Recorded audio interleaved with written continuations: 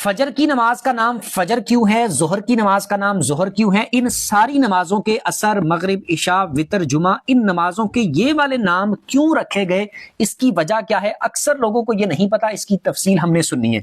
नीचे से शुरू कर लेते हैं। जुमा की नमाज को जुमा इस वजह से कहा जाता है क्योंकि जोहर के वक्त में मुसलमान ज्यादा तादाद में जमा होकर, इकट्ठे होकर जुमा की नमाज अदा करते हैं, इस वजह से इसको जुमा की नमाज कहा जाता है। यानी जमा होकर पढ़ी जाने वाली नमाज, आप इस तरह समझ लें, इस वजह से इसको जुमा की नमाज कहा जाता है।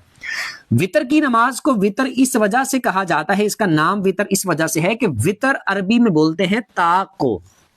ताक वो वाला जैसे जुफ्त और ताक होता है, जैसे 2, 4, 6, 8, 10, 12 ये जुफ्त है, और ताक 1, 3, 5, 7, 9, 11 ये जुफ्त है। तो वितर अरबी में बोलते हैं ताक को। तो ये नमाज जो है, इसकी रकतें चूंकि ताक में हैं, 3 रकतें, तो इस वजह से इसको वितर कहा जाता है।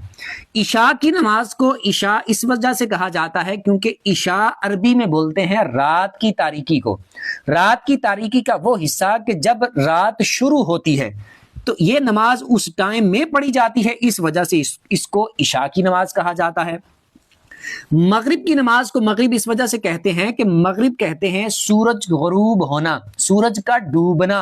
तो ये नमाज सूरज के डूबने के बाद पढ़ी जाती है, इस वजह से इसे मगरिब की नमाज कहा जाता है। असर जो है, असर अरबी में कहते हैं दिन के आखिरी हिस्से को।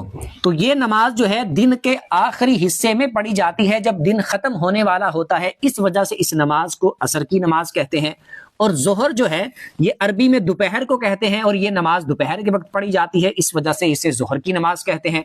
फजर ये सुबह को कहते हैं अरबी में, तो ये सुबह के वक्त पढ़ी जाती है, इस वजह से इसे फजर की नमाज कहते हैं। कुछ सीखने को मिला हो कमेंट में बता दीजिएगा, और सवाब की नियत से दूसरों के साथ शेयर भी कर दीजिएगा।